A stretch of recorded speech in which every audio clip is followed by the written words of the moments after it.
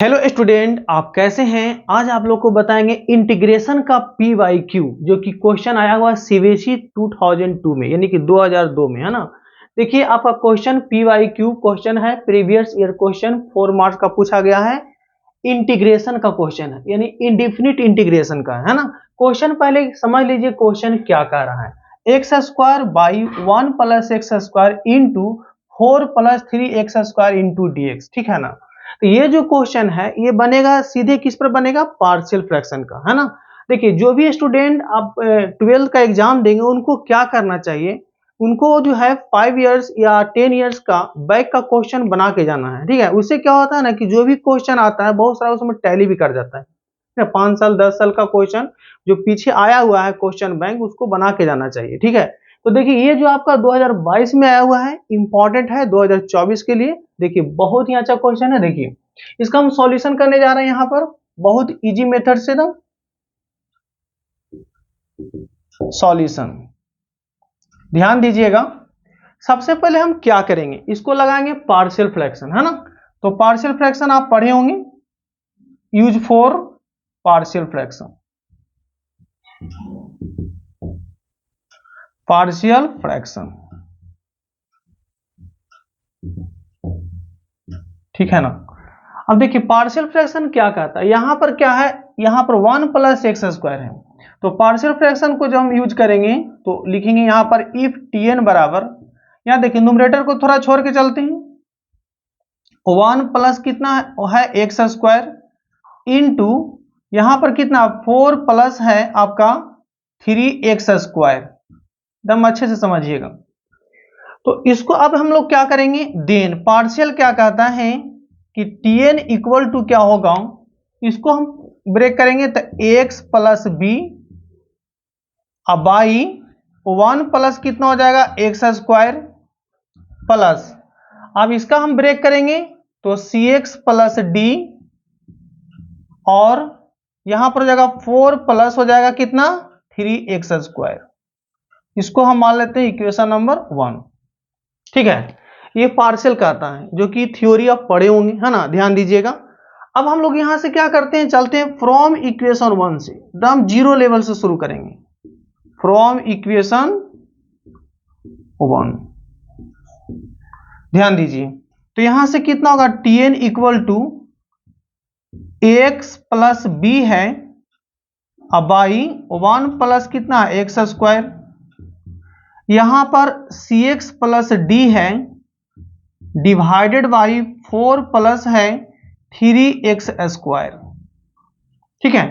अब इस टीएन का वैल्यू यहां पर पुट कर देते हैं, जो टीएन का वैल्यू है यहां पर रख देते हैं। तो कितना होगा 1 प्लस एक्स स्क्वायर और 4 प्लस है आपका 3 एक्स स्क्वायर। तो यहां से देखिए इसका हम क्या करेंगे, एलसीएम लेंगे, है ना। एलसीएम लेंगे तो कितना होगा 1 प्लस होगा एक्स स्क्वायर इंटू 4 प्लस आपका कितना हो जाएगा 3 एक्स स्क्वायर। अब यहां पर क्या होगा, इससे इसको मल्टीप्लाई करेंगे तो कितना होगा एक्स प्लस आपका है बी इंटू 4 प्लस होगा आपका यहां पर 3 एक्स स्क्वायर, ठीक है। इसको इसे मल्टीप्लाई किए, अब इसको इसे मल्टीप्लाई करते हैं तो यहां पर कितना होगा सी एक्स प्लस आपका है डी इंटू 1 प्लस क्या हो गया एक्स स्क्वायर, ठीक है। इससे ये कट गया। ध्यान दीजिएगा, न्यूमरेटर में एक्स स्क्वायर को छोड़ के चले थे, तो इसके बराबर ये। अब यहां पर क्या करेंगे, अगेन क्या होगा देखिएगा कि एक्स प्लस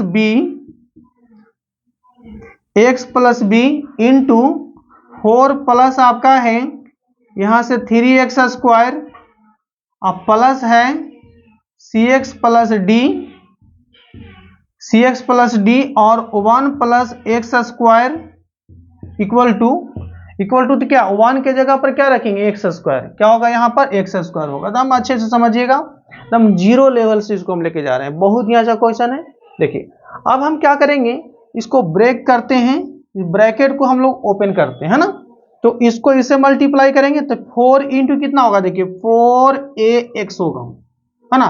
4ax हो गया, 4 यहां पर कितना हो जाएगा 4b हो जाएगा, चलिए अब 3x² से मल्टीप्लाई करेंगे तो ध्यान दीजिएगा 3a यहां पर कितना हो जाएगा 3a और x का पावर q हो जाएगा, और यहां पर इसे मल्टीप्लाई करेंगे तो कितना होगा 3b और x² होगा। ठीक है, चलिए यहां देखिएगा, अब इसको मल्टीप्लाई ब्रेक करते हैं, ब्रैकेट को ओपन करते हैं, तो 1 को इससे मल्टीप्लाई करेंगे तो cx प्लस कितना हो जाएगा d, और इसको x² से दोनों से मल्टीप्लाई करते हैं तो कितना होगा cx के पावर कितना हो जाएगा यहाँ पर q होगा, cx के पावर q होगा, और यहाँ पर कितना होगा dx के पावर 2 हो जाएगा, इक्वल टू यहाँ पर कितना है x²। अब सिमिलर टर्म को यहाँ पर इक्वेट करते हैं, देखिए सिमिलर टर्म यहाँ पर क्या है, देखिए xq यहाँ है और xq यहाँ है, तो यहाँ पर क्या करते हैं xq को हम अरेंज करते हैं, यानी xq को एक जगह पर कॉमन लेंगे, तो xq यहाँ भी दिख रहा है और xq यहाँ दिख रहा है, तो कितना हो जाएगा आपका 3a अब प्लस यहाँ पर xq है, देखिए xq का एक कॉमन लेंगे तो 3a अब प्लस यहाँ से कितना हो जाएगा c हो जाएगा। अब x² यहाँ से हम लेंगे तो x² देखिए 3b और x² क्या d है ना, तो यहाँ से कितना हो जाएगा आपका 3b अब प्लस यहाँ से 3x² तो 3b अब प्लस कितना हो जाएगा d हो जाएगा। अब यहाँ x कॉमन लेंगे तो x क्या है यहाँ पर आपका हो जाएगा 4a और x कहाँ दिख रहा है, देखिए ये आपका x है तो 4a अब प्लस c हो जाएगा, और कांस्टेंट क्या है, कांस्टेंट आपका है 4b है ना, कांस्टेंट क्या बचा यहाँ पर बचा 4b और कितना है 4b अब प्लस यहाँ पर कितना हो जाएगा d इक्वल टू, अभी x² है तो इसको लिख सकते हैं 0 इंटू एक्स के पावर q प्लस x² और 0 इंटू एक्स अब प्लस 0 इतना आप लिख सकते हैं। लिखने से क्या फायदा होगा कि सिमिलर टर्म को हम लोग यहां से इक्वेट करते हैं, है ना, यहां पर लिखते हैं equating similar term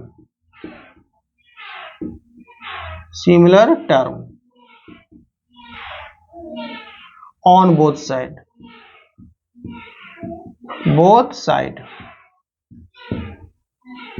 we get, दोनों साइड से हम सिमिलर टर्म को इक्वेट कर लेते हैं, तो इक्वेट करेंगे तो देखिए क्या होता है, देखिएगा बहुत ही अच्छा क्वेश्चन है, ध्यान दीजिएगा। तो सिमिलर टर्म को यहां से इक्वेट करते हैं तो क्या होगा, देखिए यहां से कितना है कि आपका xq और xq का कोफिशिएंट इक्वेट करेंगे, x² और x² का कोफिशिएंट इक्वेट करेंगे, यहां से x का कोफिशिएंट इक्वेट करेंगे या कांस्टेंट का इक्वेट करेंगे, है ना, तो यहां से कितना होगा देखिएगा, चलिए ऊपर आइए सबसे अच्छा रहेगा, यहां देखिएगा, चलिए यहां देखिए, अब हम इससे हमको कोई मतलब नहीं है, डायरेक्ट फर्स्ट इक्वेशन में पुट करना होगा, तो सबको हटा देते हैं, देखिएगा तो यहां से क्या हो रहा है देखिए, यानी कि 3a यहां से कितना होगा 3a अब प्लस c इक्वल टू कितना हो जाएगा 0, क्योंकि यहाँ xq का कोफिशिएंट 0 है और यहाँ xq का ये है। अब यहां से क्या कर देते हैं 3b, यहां से कितना आएगा 3b अब प्लस यहां से कितना है d इक्वल टू कितना हो जाएगा 1। चलिए अब यहां पर कितना x का कोफिशिएंट 0 है, यहां भी x का कोफिशिएंट है, यहाँ x का कोफिशिएंट कितना 4a प्लस c है और x का कोफिशिएंट 0 है, तो यहां से क्या लिखेंगे 4a अब प्लस c इक्वल टू 0 हो जाएगा।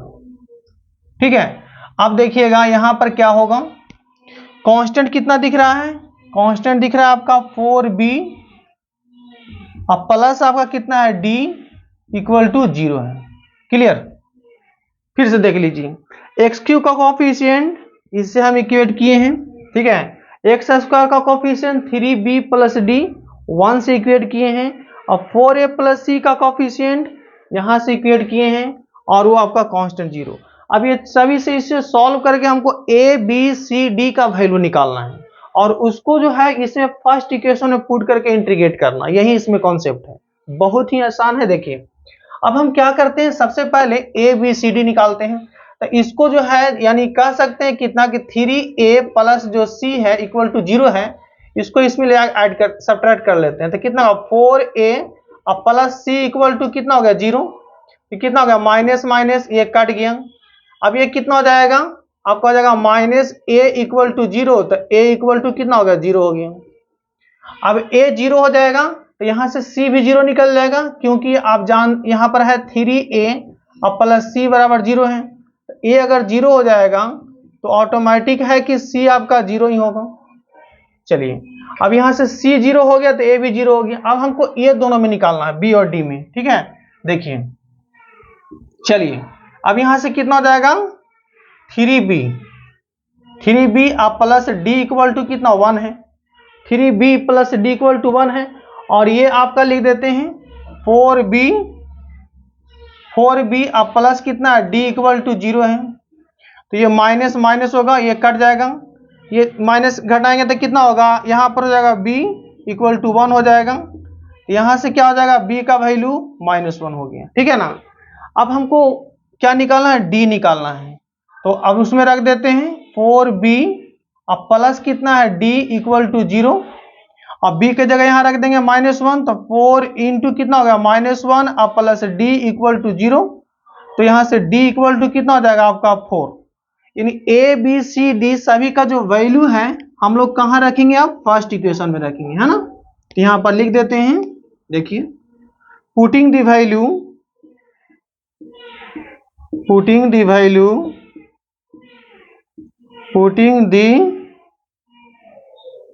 Value of a b c and d in equation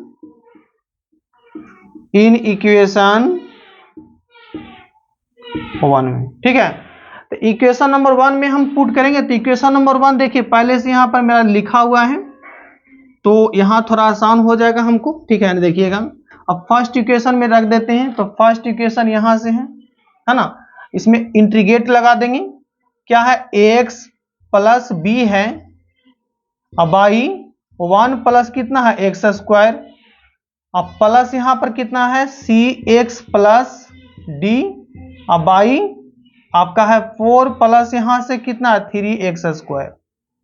अब ये आपका हो जाएगा dx। अब हम क्या करेंगे, यहां से a b c d का वैल्यू हम पुट करेंगे, है ना। तो पुट करेंगे तो क्या होगा, ध्यान दीजिएगा। अब देखिएगा यहां पर a का भी वैल्यू 0 है, c का भी 0 है, और b का -1 है, d का 4 है। यानी a का 0 होगा तो ये तो पार्ट 0 हो गया, और b का कितना है, -1, तो 0 और -1 1 प्लस कितना हो गया, x square into D x, अलग कर लेते हैं।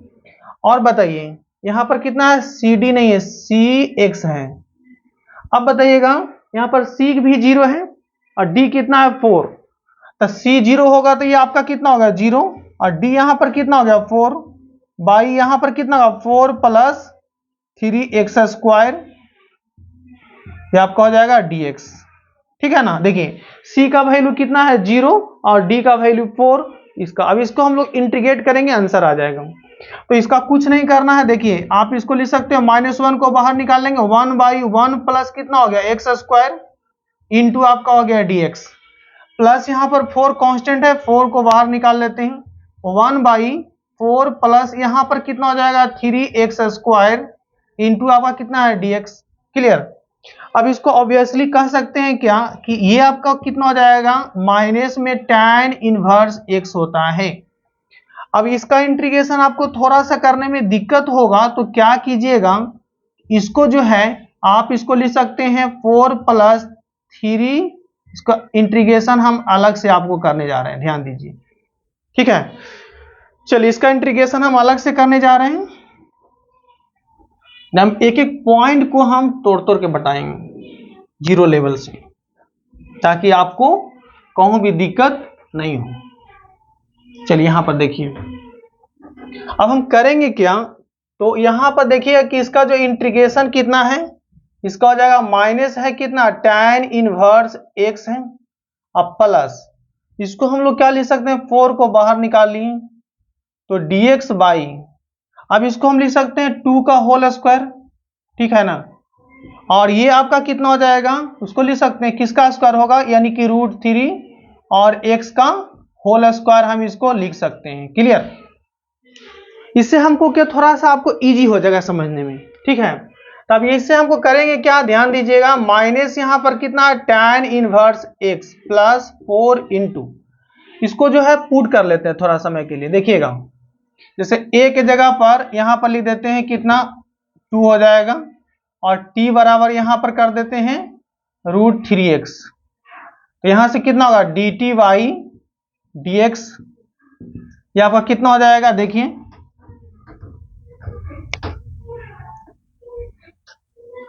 चलिए ध्यान दीजिएगा। अभी इतना कितना होगा, √3 को बाहर निकाल लेते हैं तो dx बाई dx हो जाएगा।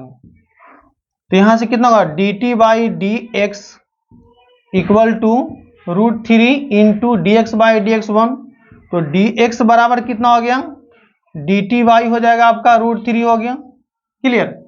अब इससे आपको थोड़ा सा आसान हो गया क्या, कि यहां से इंटीग्रेशन जो करेंगे, इसका तो डायरेक्ट जान ही रहा है कि माइनस tan इनवर्स x यहां पर हुआ है। अभी आपका 4 को बाहर निकाल लिए हैं, ठीक है। ये dx के जगह पर कितना हो गया dt बाई √3, यानी हो जाएगा dt, अब बाई हो जाएगा कितना √3 हो जाएगा। अब देखिए, अभी इसका कितना a, इतना को लिए 2 को लिए a, तो कितना हो जाएगा ये आपका a स्क्वायर, और ये कितना हो जाएगा t स्क्वायर। क्लियर। यानी आप कह सकते हो क्या कि tan इनवर्स ये हो जाएगा माइनस में tan इनवर्स x प्लस, अब इसको लिख सकते हैं 4 बाई आपका हो जाएगा √3, अब ये dt बाई ये होगा a स्क्वायर अब प्लस t स्क्वायर, एकदम बेसिक से लेके चले हैं। देखिए ध्यान दीजिए, अब इसका क्या फॉर्मूला होता है, आप जानते होंगे कि किसी भी इंटीग्रेशन अगर यहाँ है a square plus x square का क्या होता है 1 बाई a और tan inverse x by a होता है। क्लियर, आप ये जानते होंगे है ना। तो इसका इंटीग्रेशन क्या हो जाएगा, देखिए माइनस आपका है tan इनवर्स x प्लस यहां पर कितना 4 बाई आपका हो गया √3, अब 1 बाई a, तो 1 बाई a कितना 1 बाई a हो जाएगा, और tan inverse x by a यानी हो जाएगा t बाई e हो जाएगा। क्लियर। अब प्लस लास्ट में c दे देना है, क्यों, क्योंकि इंटीग्रेशन हटता तो क्या लगेगा इंटीग्रेशन कांस्टेंट c है ना। तो ये कितना देगा माइनस में हो जाएगा कितना tan inverse x plus a के जगह पर कितना है 2 रखे हैं है ना, तो ये 2 रखे हैं तो कितना 4 बाई आपका हो जाएगा 2, यानी 2 रूट आपका 3 हो जाएगा, इंटू यहां पर कितना होगा tan इनवर्स, अब t के जगह पर कितना है, तो t के जगह पर है आपका √3x, और a के जगह पर कितना है आपका 2 है, अब प्लस c। तो फाइनल आंसर आपका हो गया यही है ना। देखिए फाइनल आंसर आपको यहां पर लिख देते हैं, तो फाइनल आंसर आपका हो गया क्या, फाइनल आंसर यहां लिखने जा रहे हैं माइनस में tan इनवर्स x प्लस